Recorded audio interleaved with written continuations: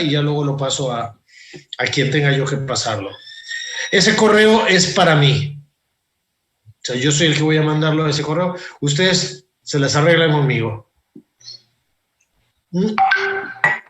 Pero ¿cómo van? ¿Van trabajando? ¿Van haciendo trabajos buenos, interesantes?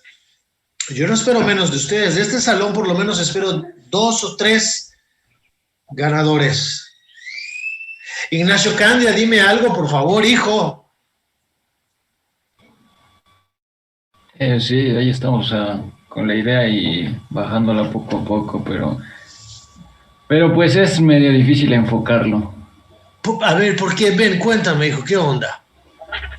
porque es un cuento y, o sea, te pide 4 cartillas máximo y voy a tener que reducir un poco porque no me va a entrar toda la idea en 4 cartillas. Eso es parte de la, ¿cómo se llama? Del arte, porque esto es como una inyección, ¿no? Más, en poco dices mucho, y es un ejercicio interesante. Pero bueno, confío mucho en tu talento. ¿Qué tal van por ahí, Aitana? ¿Cómo vas tú? Bien, profe, la verdad, bien.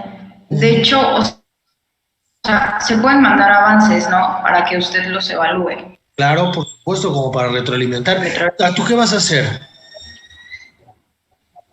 Cartel, profe. Muy bien. Ok.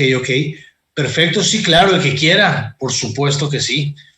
Bueno, pues les animo a que de verdad le pongan todo el corazón, toda la inspiración y que no se corten. A ver, vamos a pedirles a los que no han abierto sus cámaras que las abran. Vamos a ver. Eso mero. Eso, Luis Emilio. Me he dado cuenta, Luis Emilio, que tienes una tendencia al anonimato. Profe, buenos días. Le quiero... Adelante, Azul. Paola Ruiz. Gracias, profe. Claro que sí, Paola. Ok. Bueno, chicos, vamos a ver. Dijo, ¿quién? Un ciego.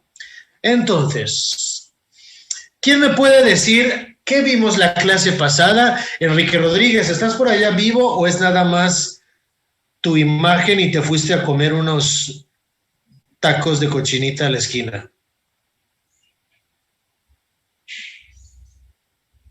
Se fue a tomar unos tacos de cochinita. Aquí estoy. Ok, ya me habías dicho, ¿verdad? Que tienes no sé qué problemas y tal. Adelante, hijo, adelante. Bueno, chicos, a ver, alguien que se atreva a decirme más o menos sintéticamente, sin tanto rollo, sin las ramas, un resumen de qué onda, de qué hemos visto la clase pasada.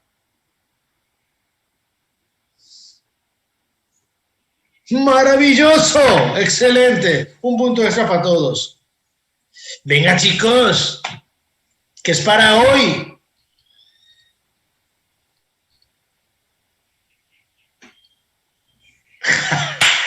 ¡Ay, muchachos! ¿Cómo será la cosa? Yo fui estudiante. Eso, Aitana. O sea, de lo que yo me acuerdo. A ver, Aitana, lánzate al ruedo. Que aquí lo que vale es el valor. De lo que yo me acuerdo acerca de la ciencia material. Y también, a ver, estoy viendo mis notas en prof. ¿Cómo? Pues sí, estuvimos viendo otra vez acerca de la ciencia experimental, de la ciencia material y también acerca de la filosofía. Ok, muy bien. ¿Alguien que pueda completar, que recuerde algo más?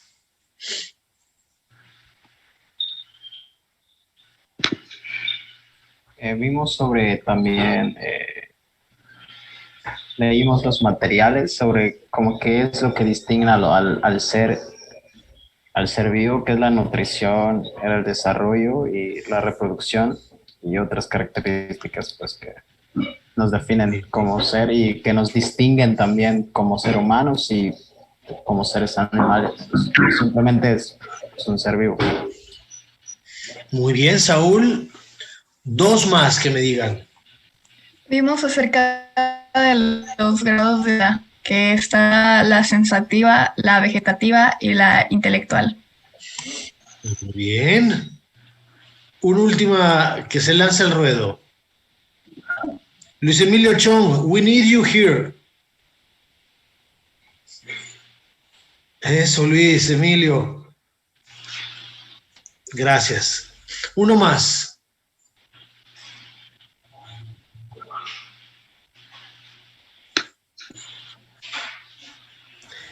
Vimos el video de que comprobaba que la existencia y que podamos vivir en un planeta no es que no se pudo haber dado por azar, sino que eran demasiados factores exactos que conformaban la posibilidad de que nosotros existiéramos. Exactamente.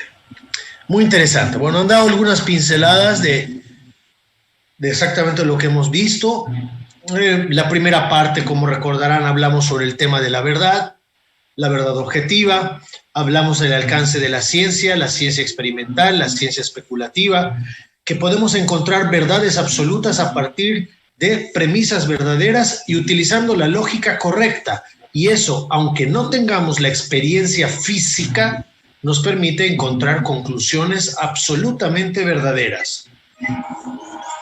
También hablamos, como bien decían ustedes, algunos ejemplos en los videos de demostraciones racionales sobre la existencia de Dios, demostraciones racionales sobre el origen en la creación del universo.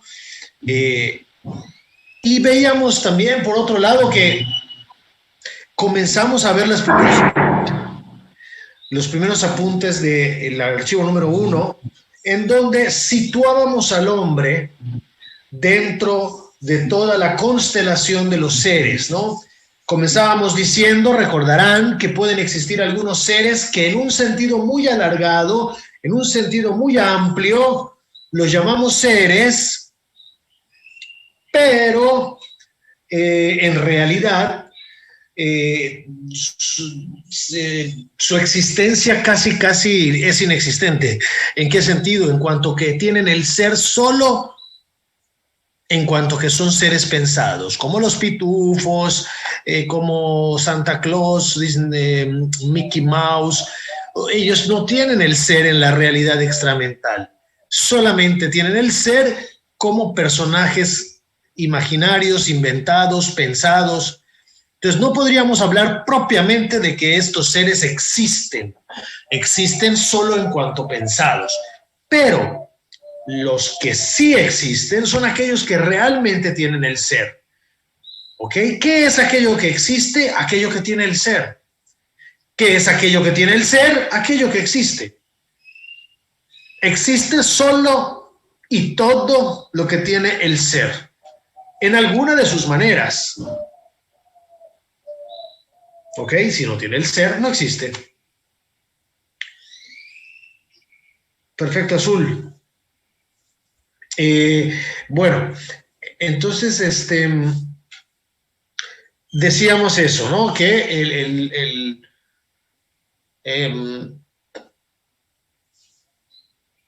esto es una primera clarificación, ¿no? Luego tenemos dentro de estos seres que existen, o sea, los seres que existen, obviamente, tenemos algunos que no tienen vida. Son seres inertes, inanimados, y otros sí que tienen vida. Cuando hablamos de que algo tiene vida, ¿ok? En filosofía se refiere a que tiene alma. Alma es principio vital, aquello que hace que algo tenga vida. Y esa vida puede tener diferentes grados: vegetativo, sensitivo o intelectivo. Lo que tienen en común cualquier ser que tenga vida es que realizan 3 propias funciones, que son la nutrición, el desarrollo y eventualmente la reproducción. Y cada uno de estos grados realiza estas funciones de una manera diferente. La vida vegetativa simplemente realiza procesos fisiológicos que dependen de que el ambiente esté dado y se realiza estos procesos. Se nutre, pero se nutre, recuerden, la nutrición no es una acumulación de sustancias, sino que es la nutrición un proceso por el cual se metaboliza, se absorbe y se eliminan sustancias para lograr el desarrollo y eventualmente la reproducción. Pero en las plantas, en los vegetales, en todo este nivel vegetativo, estos procedimientos están automatizados. La planta no hace, decide ni siente nada, pero vive. Luego tenemos la vida sensitiva, que es, sí, cómo no, la de mi delicioso, maravilloso, precioso Shish. Ustedes ya conocieron a Shish, ¿verdad? ¿Sí lo conocieron? ¿Sí o no? ¿No conocen a Shish?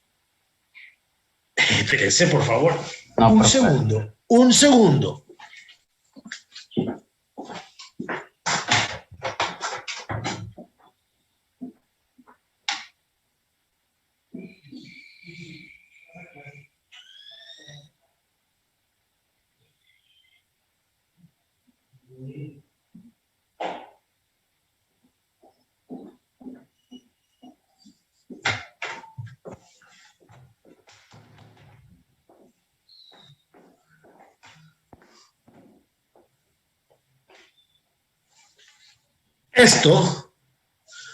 Esto es Shish.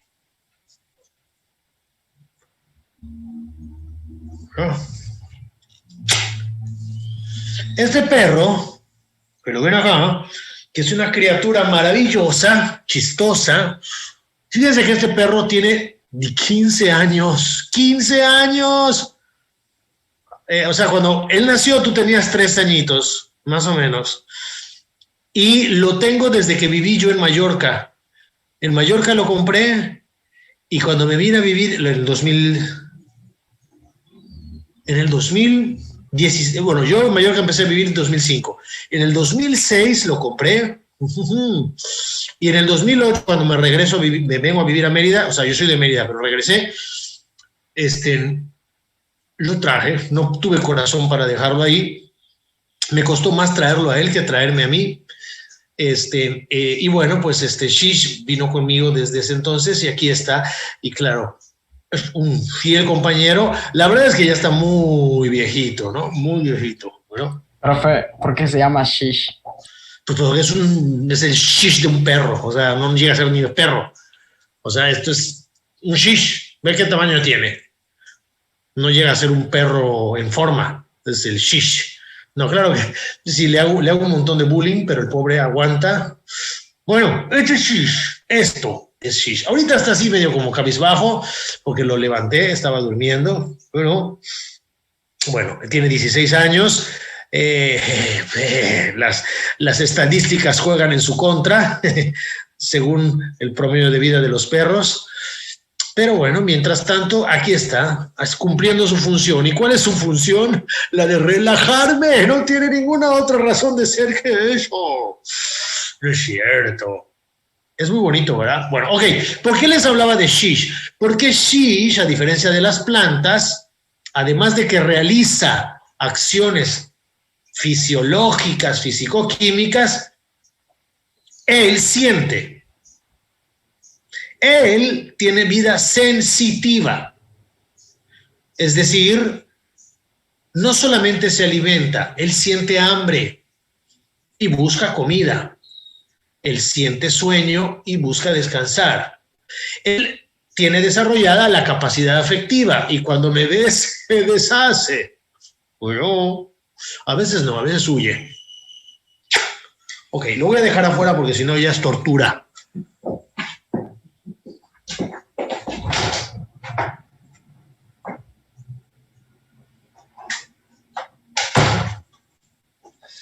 Ok, ya estoy de vuelta. Bueno, ese es Shish, vida sensitiva. Y luego tenemos a Aitana, vida intelectiva. ¿La vida intelectiva tiene procesos físico-químicos? Sí. ¿Tiene también una vida sensitiva? Sí. Pero, decíamos, a diferencia de Shish, Aitana no está cerradamente vinculada con la materia. En cambio, Shish no puede más que obedecer lo que la materia le dice. Es decir, la materia le dice, tienes hambre, ahí está tu comida, come. Y nada más. La vida intelectiva nos permite tener un nivel superior que trasciende el mandato de la materia, al grado de que incluso podemos determinar libremente hacer lo contrario de lo que la materia te está pidiendo. Y decíamos, si esto es así, es porque tú no estás vinculado cerradamente a la materia. Claro que estás vinculado a la materia, también, pero no estás encadenado a ella. Tú tienes una dimensión que no tiene Shish, que es libertad, entre otras facultades superiores. Adelante, Paola. Ok, entonces, los diferentes grados de vida. Ok, buena pregunta, Enrique. Enrique nos pregunta, ¿en qué parte entra la conciencia? A ver, tenemos que distinguir la conciencia en el sentido de darte cuenta. Los animalitos también se dan cuenta, advierten. Por ejemplo, cuando yo saco el platito con la comida de Shish, Shish se da cuenta, o sea, advierte que está ahí su comida. ¿Ok? En ese sentido, los animales tienen ese tipo de conciencia. En el sentido de que no están inconscientes o no, sino tan despiertos al contacto con la realidad. Entonces se dan cuenta de cosas, se dan cuenta de que yo llegué, se dan cuenta de que se abrió la puerta. Entonces sí tienen esa conciencia ligada a la materia. Y los hombres también. Pero nosotros tenemos conciencia también en el sentido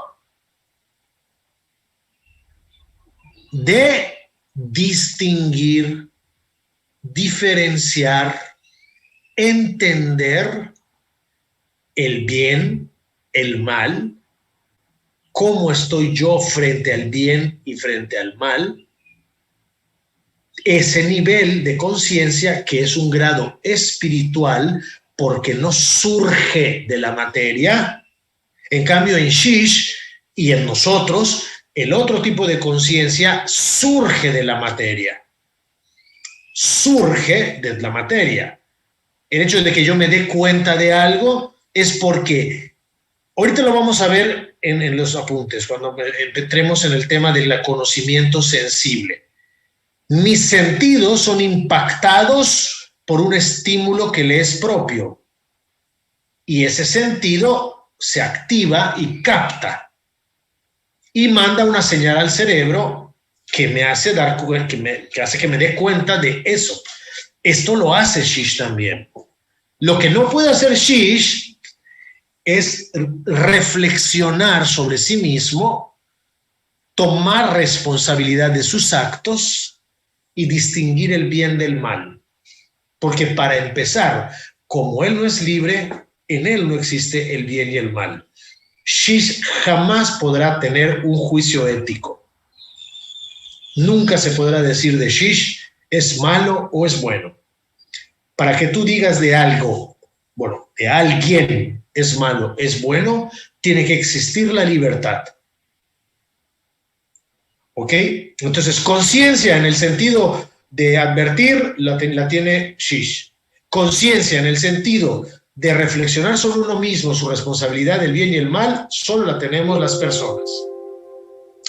Bien, habíamos redondeado este tema en este sentido hasta la clase pasada. No, bueno, sí, vimos este primer archivo que llegó hasta la vida psíquica superior, la vida psíquica inferior, chispales.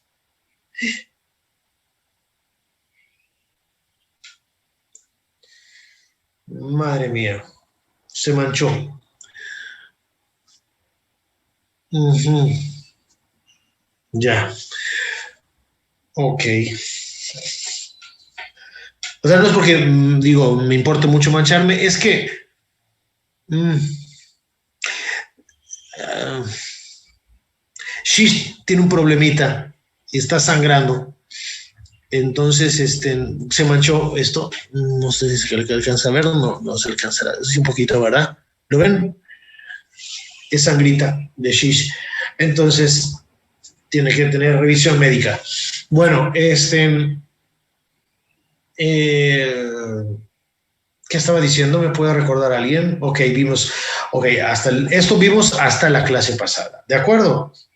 Vamos a entrar ahora al siguiente archivo. A ver, un segundo. A ver si me permiten un segundo. El archivo siguiente, aquí está. Ok, aquí lo tenemos. A ver, aquí alguien me está consultando algo. No, ya me conté, exacto, es lo de Enrique. Vale, un segundo. Bueno, esto es el archivo número 2. Le voy a pedir a Itana que lo lea, pero en un segundo, que me dé chance. Nada más denme un minutito para lo de Shish, un minuto literal, y regreso, por favor. ¿Sí?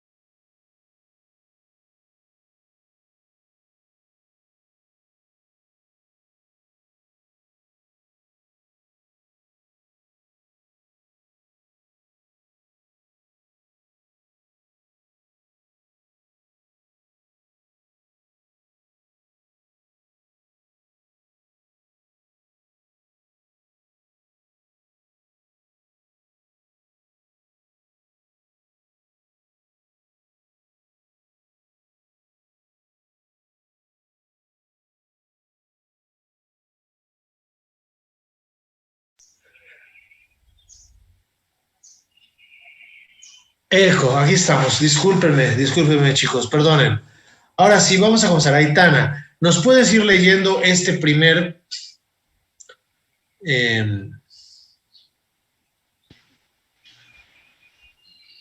Sí, profe.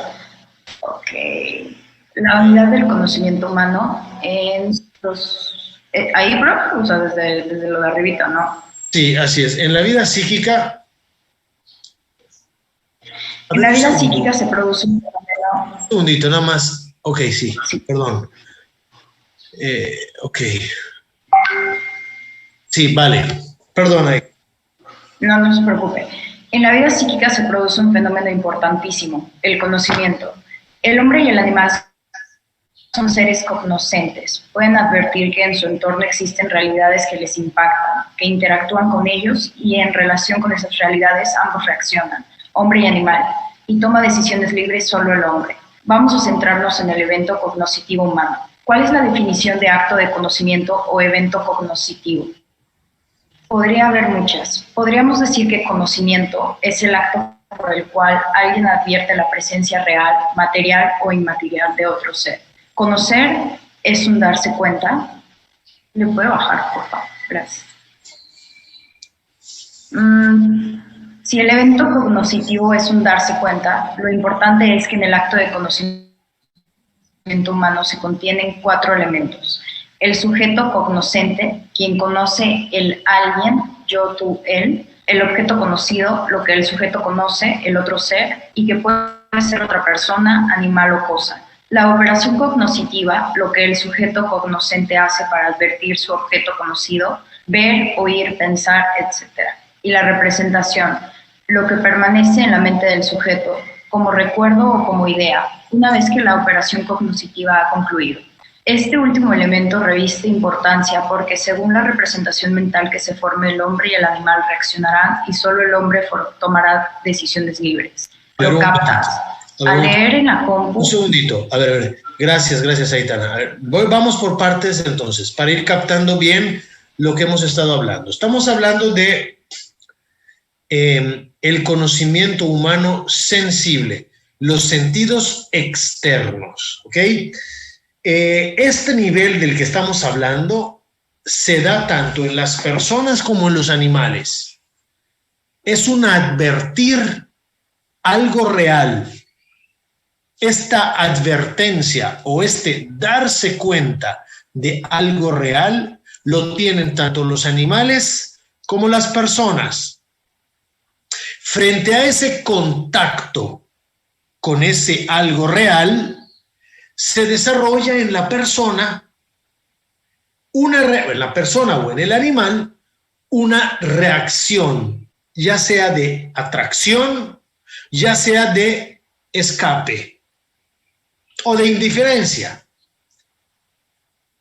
tanto en el animal como en la persona.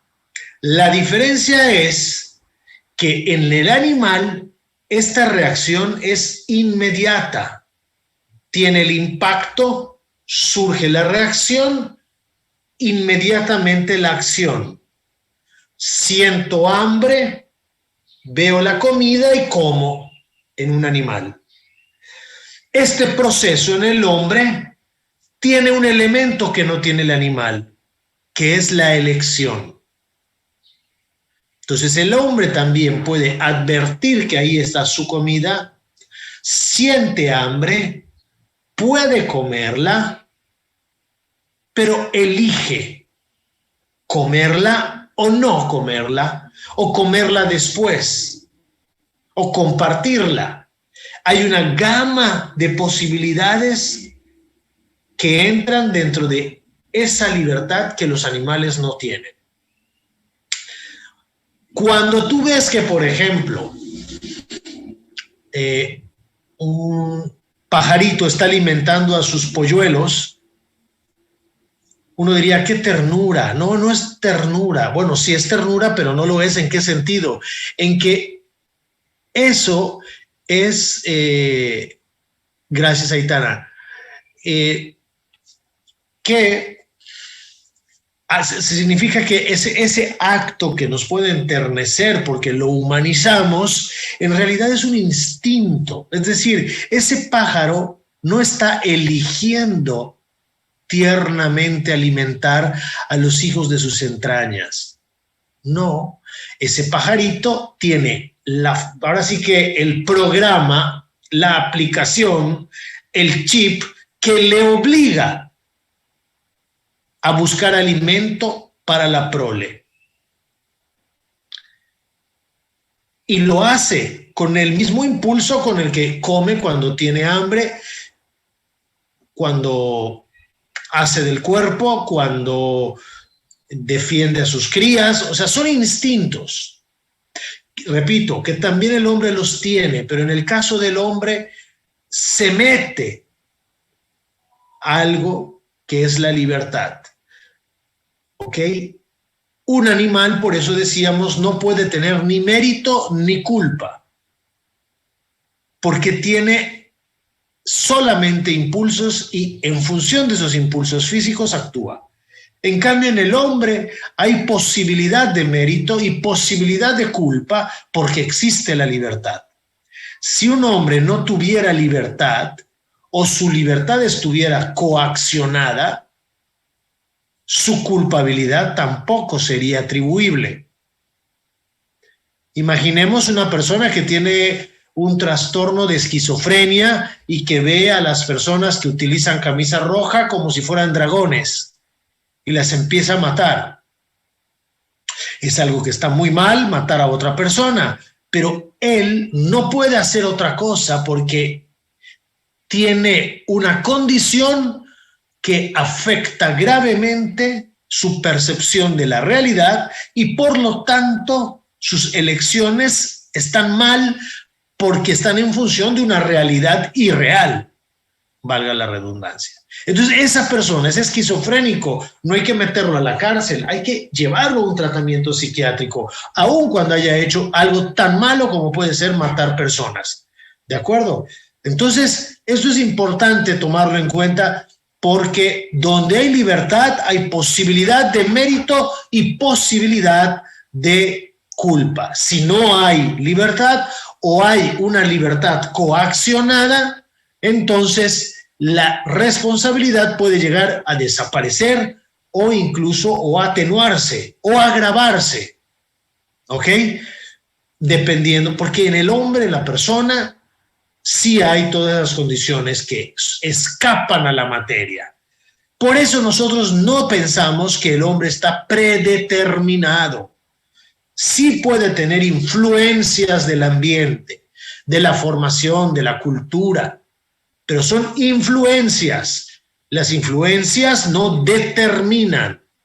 Yo puedo tener una influencia determinada, una X influencia, pero esa influencia no está, digamos, cerrada definitivamente a ser actuada, ¿no? O sea, yo puedo elegir en función de mis, pues de las decisiones libres que yo pueda tomar, ¿no?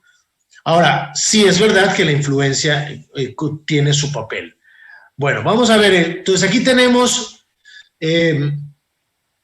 esto del acto cognoscitivo, ¿no? Es un darse cuenta, advertir, una presencia, y en este proceso del acto cognoscitivo hay 4 elementos fundantes: sujeto cognoscente, objeto conocido, operación cognoscitiva y representación. El sujeto cognoscente es aquel quien conoce, que puede ser un perro, que puede ser una persona, pero no una planta.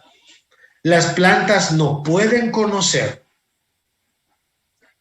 Su nivel no les da para conocer. Solo viven.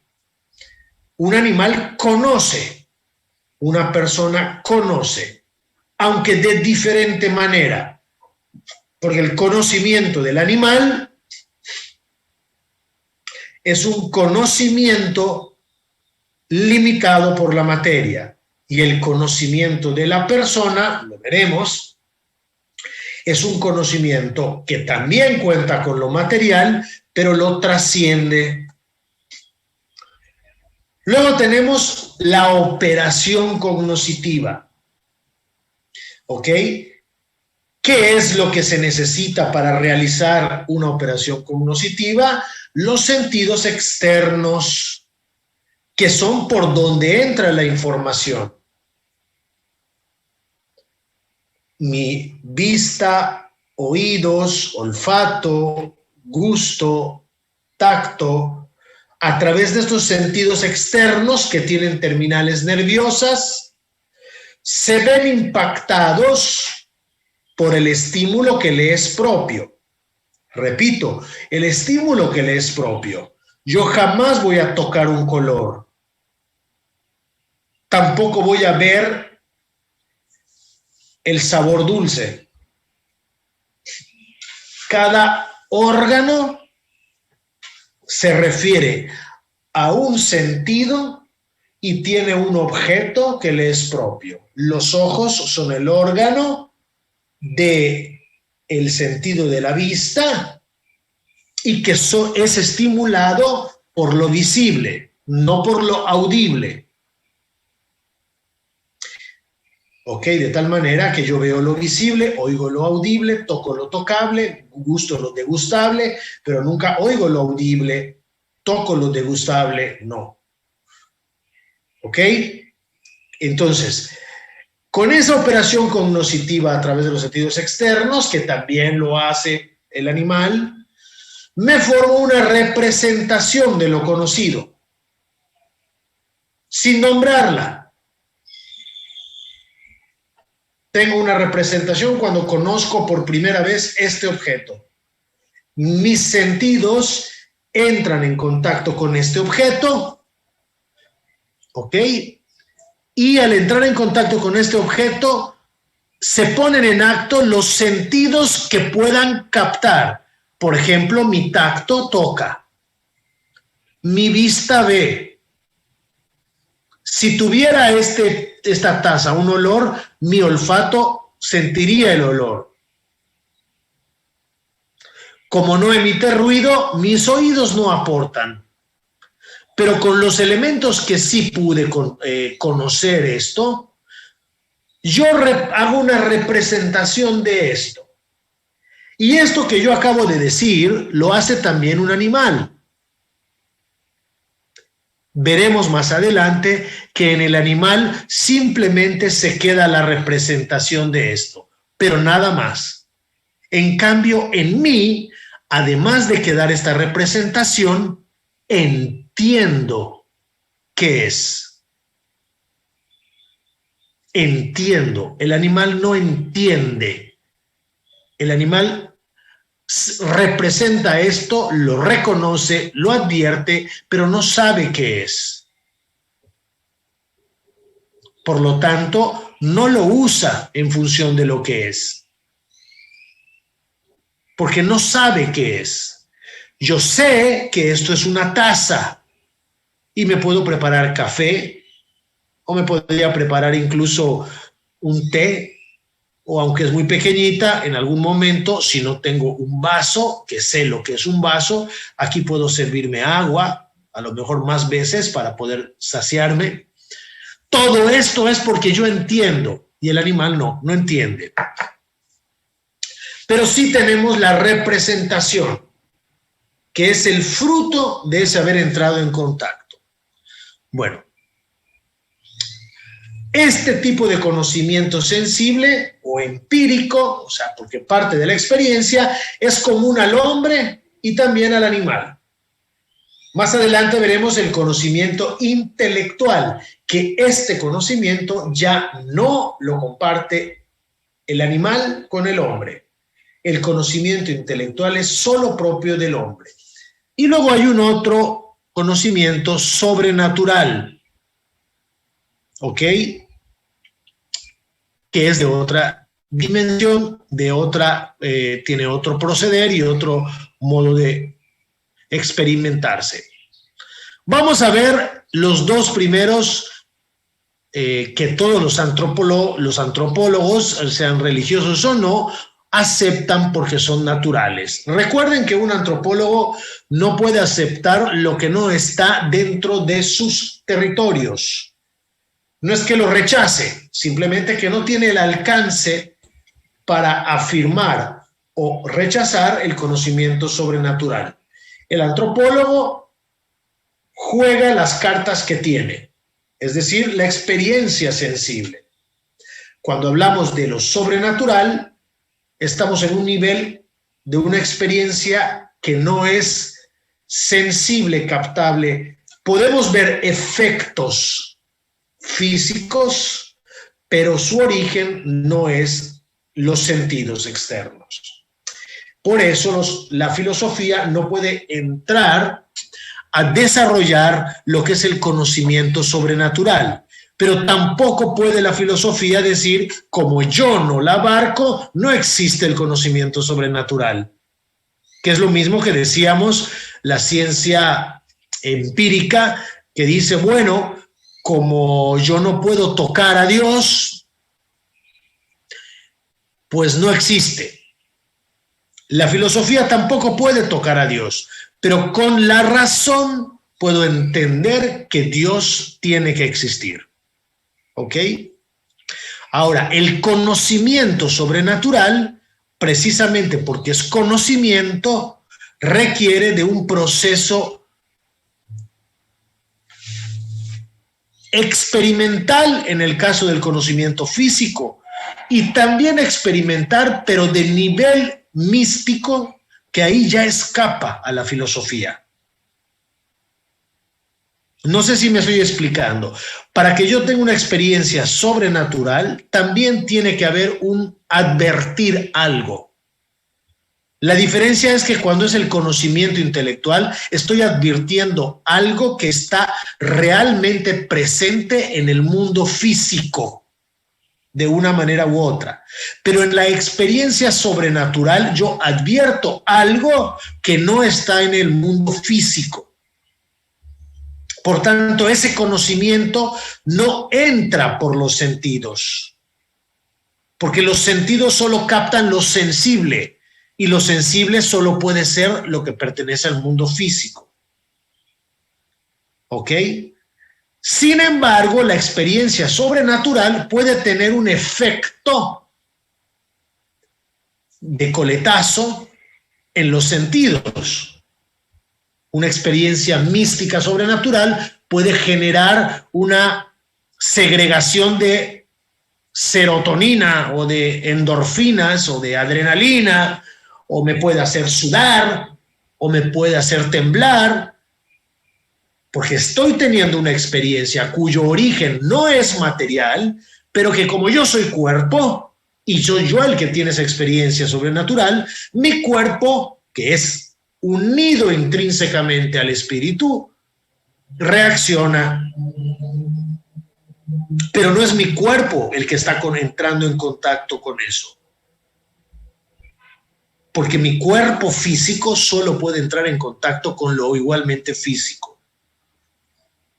Es mi espíritu que experimenta ese conocimiento sobrenatural. No sé si me he explicado un poco. No quiero entrar tanto porque no es parte de este tema, pero es como para distinguir el conocimiento empírico, el conocimiento intelectual y el conocimiento sobrenatural. En filosofía nos centramos en los dos primeros porque tienen que ver con el mundo material, con el mundo de los sentidos. El otro tiene que ver con la experiencia espiritual. Bien.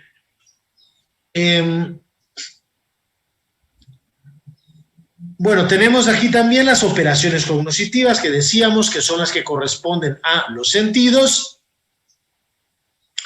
El mecanismo es el siguiente. Saúl, ¿puedes leer? El mecanismo es el siguiente. Las características físicas de los seres reales, materiales, los que tienen cuerpos, estimulan las terminales nerviosas de nuestros sentidos externos y así nos damos cuenta de ellos. Los conocemos sensiblemente. ¿Por qué hablamos de sentidos externos? ¿Acaso hay otros? A ver, un poco lo he comentado ya. Para que se dé el conocimiento empírico, yo tengo que tener un sentido. Ese sentido tiene que tener un órgano. Y ese órgano tiene que tener un objeto que le es propio. Yo tengo el sentido de la vista, que para ponerse en acto requiere de un órgano que se llama ojos, para que puedan esos ojos con sus terminales nerviosas captar el objeto que le es propio, que es lo visible. Si en este proceso mi sentido de la vista no posee el órgano, porque tuve una enfermedad, porque nací con una deformación, porque tuve un accidente y perdí los ojos, o mis ojos se estropearon, ese sentido de la vista no puede ponerse en acto porque el medio que utiliza para ponerse en acto está averiado o no está. Y para mí, que soy persona humana, eso es un mal, porque le compete a la persona humana tener ojos y ver. Cuando yo tengo un accidente y pierdo los ojos o pierdo el órgano o se ve afectado el órgano, es un mal, porque me corresponde a mi naturaleza tener vista. Si en cambio tengo mi órgano propio, que es el ojo, entonces ese sentido de la vista con el órgano que está bien me permite entrar en contacto con su objeto propio, que es lo visible. En el caso de los hombres tenemos una cualidad visible mucho más perfecta que la de los perros, pero bastante menos buena que la de las águilas. Nosotros, por ejemplo, tenemos desarrollado hasta cierto punto el olfato, pero no como los perros, que lo tienen muchísimo más desarrollado. Cada especie tiene sus características. Hay ciertos animales que no tienen vista o que no tienen oídos. Entonces, hablamos de que es un mal para el hombre cuando algo que debería de tener no lo tiene. Si dentro de 10 años Aitana tiene, o vamos a ponerle un poquito más, 15 años, Aitana tiene un hijo y su hijo nace sin alas, eso no es un mal para su hijo. No es un mal, porque no le compete a su naturaleza tener alas.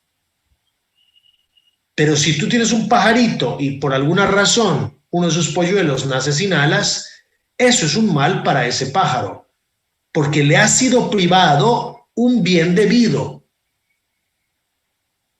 Si yo no tengo alas, no he sido privado de nada que me tuviera que corresponder por naturaleza. Entonces, estos sentidos externos, ¿ok? Cabría preguntarnos, ¿por qué hacemos esa distinción de sentidos externos como si hubiera también sentidos internos? Porque es que hay sentidos internos.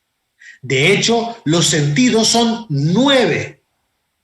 5 externos, que según la especie puede ser los 5 o pueden ser 4 o pueden ser 3 muy desarrollados y 1 medio desarrollado, pero son 5 sentidos externos y 4 internos. Todos estos 9 sentidos los compartimos con los animales, los internos también, los internos también. Son necesarios los sentidos internos para completar el proceso del conocimiento sensible. El mundo de los sentidos, de estos 9 sentidos, son lo que a los animales y al hombre nos permiten entrar en contacto con el mundo sensible. Si bien es cierto que el animal entra en contacto con el mundo sensible de una manera diferente a como nosotros entramos en contacto al mundo sensible. Antonio, levantaste la mano. Sí, tengo una duda, profe. ¿Cuáles son los sentidos internos? A eso vamos. A eso vamos. Ok. Aquí tenemos los sentidos externos son... Ahí están... Ok, ya. Los sentidos externos son los que tienen órganos visibles, en lo que acabamos de hablar, ¿no? Ya lo hablamos un poco. Los ojos para la vista, los oídos, que con el tímpano, la membrana, la lengua con sus papilas gustativas, la nariz con todos sus componentes para poder olfatear y así. Son los externos. ¿Qué es lo que producen los sentidos externos? Estos órganos, fíjense, a ver, vamos a leerlo tal cual. Antonio, tú que lo comentaste, lee todo este párrafo de aquí. Ok, los sentidos externos son los que tienen órganos visibles como el globo ocular con el iris, el pabellón de la oreja, la membrana del tímpano y los huesitos, la lengua y las papilas gustativas, las ventanas de la nariz y toda la piel. Esos órganos de los sentidos tienen terminales nerviosas conectadas al cerebro y cada una de ellas capta e informa al cerebro un dato, aislado de los otros, en un evento llamado sensación. ¿Se capta esto? Cada uno de estos órganos tienen terminales nerviosas. Esas terminales nerviosas son donde se recibe o se impacta el estímulo que le es propio a ese sentido. Con mi tacto experimento en las terminales nerviosas lo tangible. Una vez que es estimulado mi sentido del tacto, manda al cerebro ese dato como algo que he tocado. Y lo mismo los ojos con lo que ven. Cuando yo agarro esta taza, mi sentido del tacto está siendo impactado por algo tangible y está reportándole a mi cerebro lo que estoy tocando. Pero simultáneamente mis ojos están también siendo estimulados porque lo estoy viendo y le está mandando de una manera, o sea, separada al cerebro el dato de lo que ve. No se confunde, no es que mi tacto, como al mismo tiempo estoy viendo, ya no sabe si lo que estoy tocando es lo que estoy viendo y se desordena la percepción. No, en mi cerebro se unifica como un solo dato que contiene información visible e información tangible y se unifica como un solo conocimiento de esta taza. Eso es lo que hace el cerebro. Unificar la información que le viene de diferentes fuentes. En este caso, todas ellas sensibles a través de los sentidos externos. ¿Ok? Pero bien, esto no se invade, decíamos. A cada operación cognoscitiva le corresponde, ¿ok? Un objeto que le es propio. Lo que vamos a ver en la siguiente clase es precisamente tu pregunta, Antonio. ¿Cuáles son esos sentidos internos que permiten completar todo el proceso cognoscitivo? Lo veremos, pero son 4 que son muy necesarios para que eso que yo recibí con los sentidos externos finalmente concluya en un conocimiento. ¿Sí? Es un proceso necesario el que haya sentidos externos y sentidos internos. ¿Por qué, Antonio? Porque lo que yo estoy conociendo experimental y materialmente es algo material y el idioma de lo material solo puede ser captado por cosas, por sentidos que hablen el mismo lenguaje material. ¿Ok? Lo material solo puede ser, entre comillas, leído por algo material. Pero ¿qué es lo que sucede?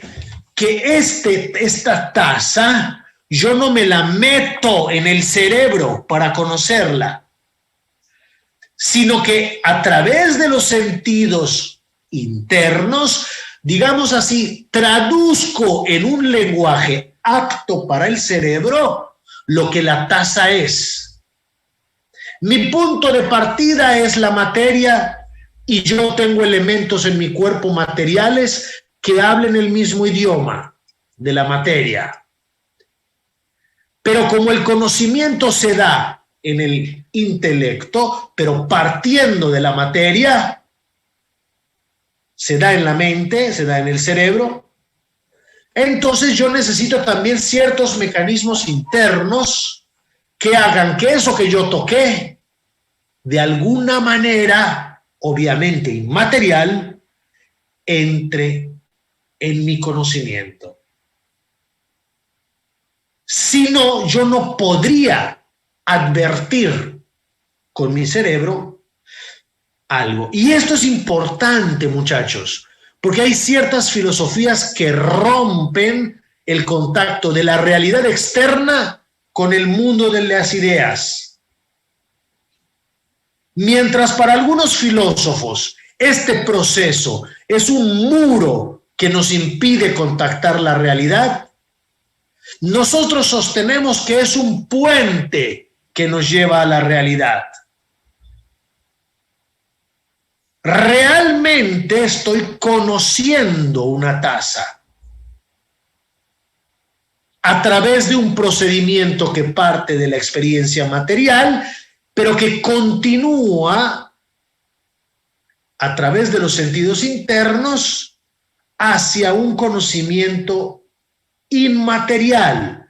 Yo realmente esta taza la desmaterializo y la meto en mi mente a través de ese proceso que parte de los sentidos externos que la tocan y los sentidos internos que la traducen en términos captables por mi cerebro. Esto lo hacen también los animales, solo que el animal no llega a generar conceptos, solo se queda con la representación que está en su cerebro. El animal reconoce esta taza cada vez que la ve, pero no entiende qué es. Yo, además de que la reconozco, porque tengo la representación igual que los animales, yo hago una abstracción y sé lo que esto es. Es decir, cuál es la esencia, para qué finalidad existe. Y un animal no. Y el hecho de que yo sepa para qué finalidad existe esta taza no quiere decir que yo la utilice de pisapapel. La puedo utilizar de pisapapel, pero yo sí entiendo que le estoy dando un fin que no es el propio de la taza. El animal no. ¿Me están entendiendo? Perdón por la pregunta. ¿Me estoy explicando? Sí, profe. Es que esto es muy importante, muchachos, porque luego esto lo vamos a ir llevando a otros niveles. Cuando hablemos de la persona humana, pasa lo mismo. Yo puedo saber, así como la taza, saber qué es el hombre, es decir, su esencia, cuál es su finalidad última. Y sin embargo, como yo soy libre, yo puedo desviar libremente esa finalidad última del hombre. Yo puedo saber que el hombre está hecho para una felicidad plena, más allá que solo lo material. ¿Por qué? Porque si llego a conocer la esencia del hombre, concluiré eso y lo veremos más adelante. Sin embargo, como soy un ser libre, yo puedo decir gracias por la información, pero a mí solo me interesa lo material. vivir muchos años, cuidar mi salud, tener dinero, tener una familia, darle lo mejor materialmente y hasta ahí.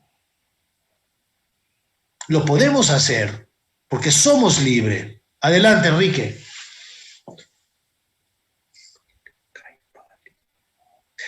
Perdón, yo desconozco cuál libro es el Caibalión. ¿Alguien conoce qué es?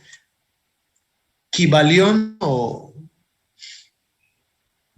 No puedes, no tienes micrófono, Enrique, no puedes, ¿verdad?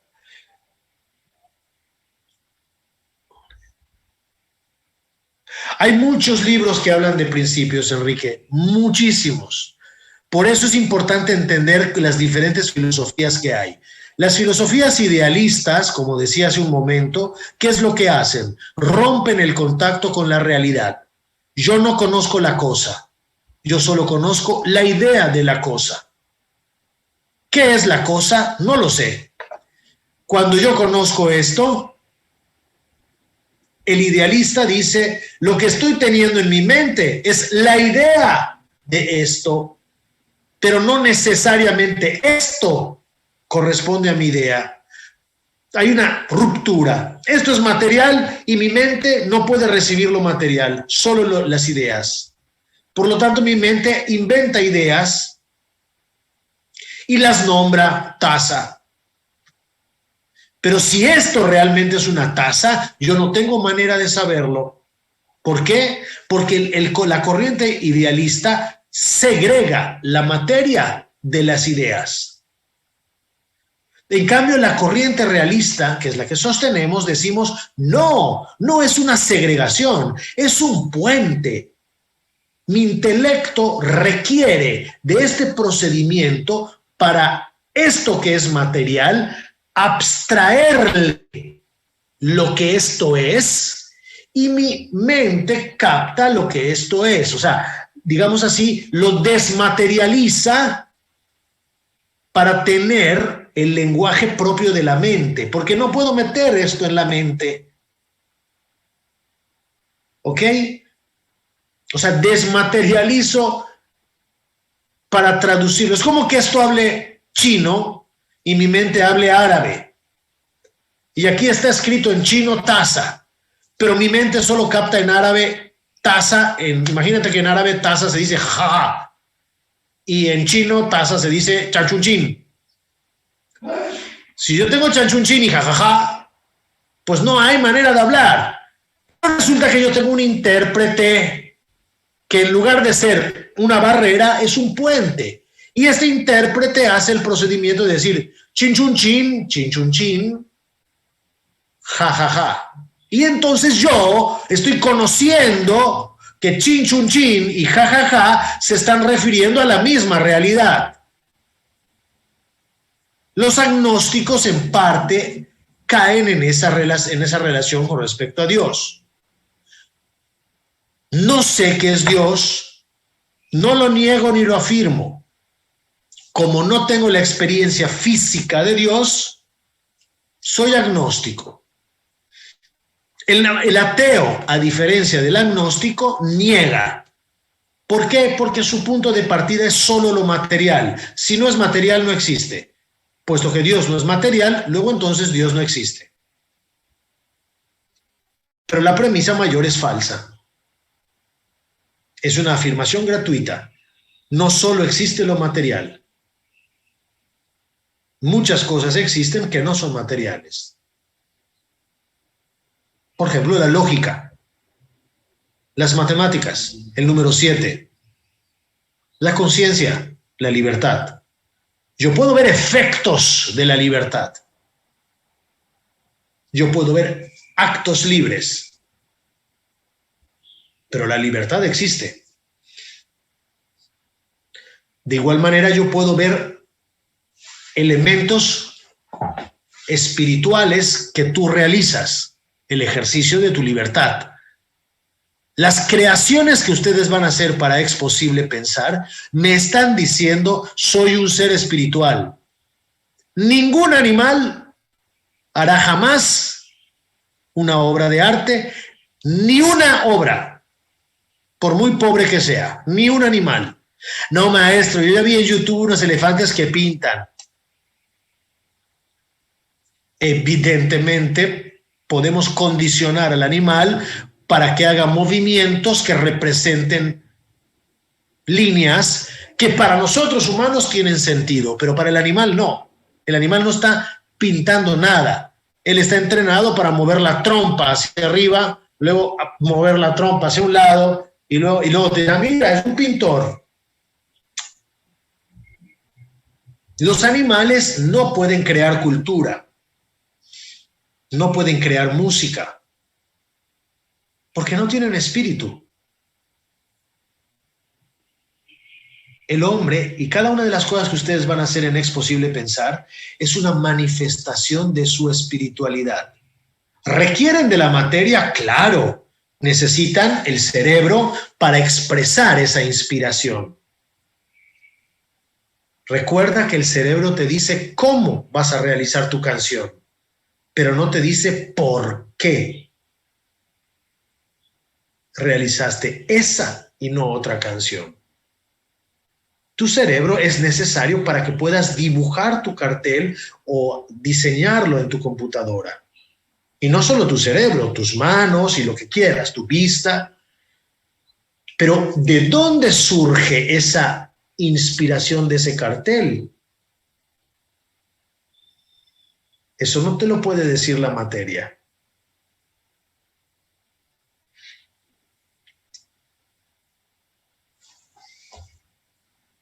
¿A qué horas terminaba la clase? A las 11:30, ¿no? Más o menos. A las, sí, 17, ¿no? A las 10. La cara de Orla. No, help me. No, 11:30. Yo a esa hora voy a estar en mi siesta. No, Orla. Profe, una pregunta sobre por ejemplo, yo voy a hacer un cuento, pero ¿sí se puede usar la palabra esperanza en el título o no? Sí, claro, no está prohibido utilizar la palabra esperanza. Lo que yo les decía es que no caigamos en lo básico. O sea, claro que puedes utilizar la palabra esperanza en tus carteles, cuentos, canciones y videos. Lo que yo quería, cuando les comenté, que no seamos básicos, ¿no? Porque cada año hay gente que, por ejemplo, un año que fue ecología integral fue el tema. Y una de las canciones casi decía, la ecología integral es una cosa muy buena porque es importante cuidar la ecología integral. O sea, no hay que ser así de básicos. Entonces, claro que puedes decir en tu cuento de la esperanza, incluso puedes titularlo, no sé, la verdadera esperanza o el desafío de la esperanza, pero lo importante es que sea creativo, que sea original, que sea inédito. José Eduardo, levantaste tu mano, hijo. Sí, profe, tengo una duda del cuento. ¿Sí tiene que ser sí o sí para niños o puede ser también más dirigido a un adolescente o un adulto? No tiene que ser para niños. Al contrario, hijo, tú tienes que, para que te hagas una idea, para que todos se hagan una idea, ustedes tienen que hacer pensar a la comunidad universitaria. Con tu cartel, con tu cuento, con tu canción o con tu video, tienes que generar que la persona se cuestione y se impacte con tu idea. ¿Ok? Entonces, tú ten en cuenta que el cuento ganador va a ser expuesto para la comunidad universitaria. Entonces, sí lo puedes hacer para niños si quieres, claro, pero tu auditorio no es, o sea, nosotros no pensamos en que sea para niños el cuento. El cuento es como un modo de relatar de una manera creativa, con sentido, una idea rectora, que en este caso es la esperanza. Y la puedes decir, bueno, en mi caso concreto, yo quiero que sea dirigido más a adolescentes. Lo digo, es válido, ¿no? Pero no tiene que ser para niños, ¿eh? Si la pregunta es, ¿tiene que ser para niños? No tiene que ser para niños. Profe, ahí menciona igual otra cosa que es sobre como que datos ficticios, pero si yo quiero ser un cuento realista, sí es posible, ¿no? O sea, tipo como que algo biográfico o algo así. No, o sea, un cuento, pero ahí menciona algo ficticio, ajá, en las características, en la convocatoria. O sea, pero no entiendo cuál sería tu pregunta. Eh, yo no quiero que tenga datos ficticios, sino realistas. Mm, Bueno, ahorita voy a abrir la convocatoria para... sí, entiendo.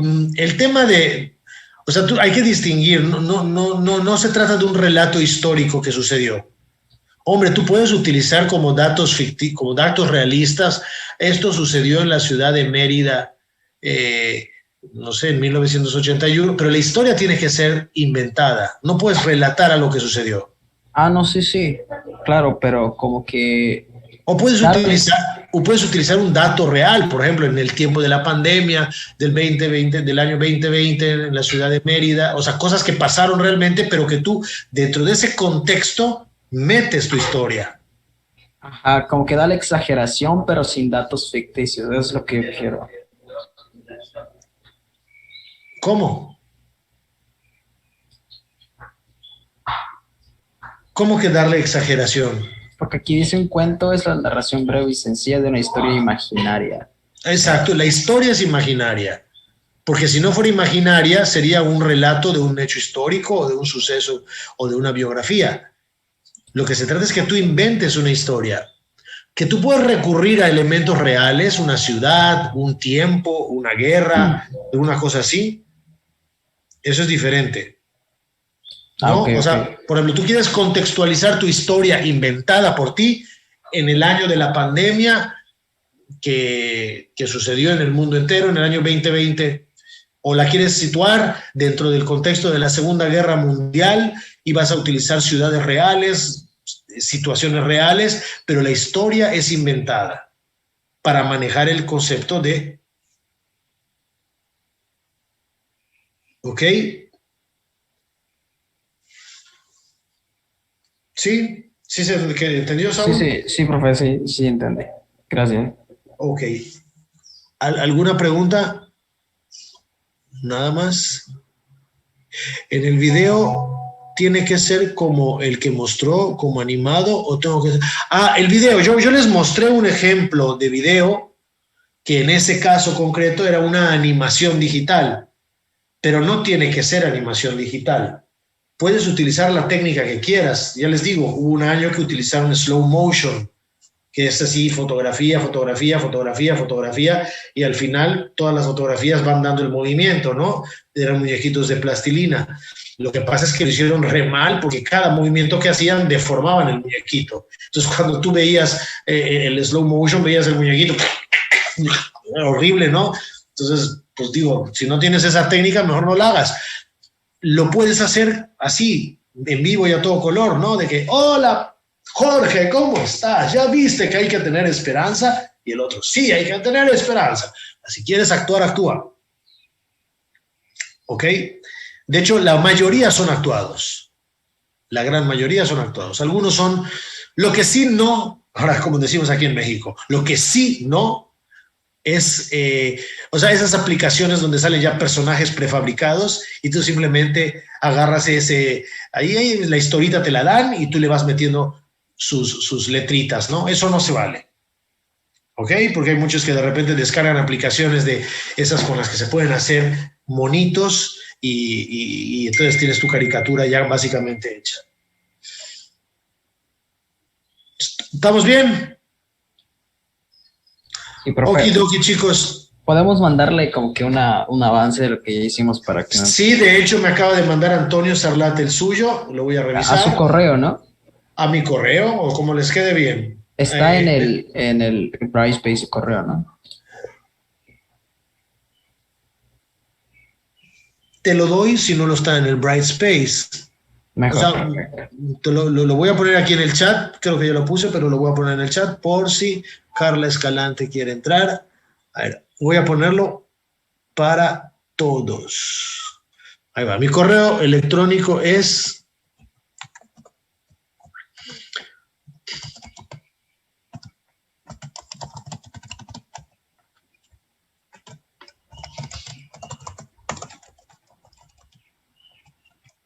A ver, aquí tienen. Jesús.Gutiérrez Anáhuac MX. Ahí me pueden mandar lo que quieran. Okidoki. Diego, ¿todo bien? Todo bien, Azulita. profe. See you soon.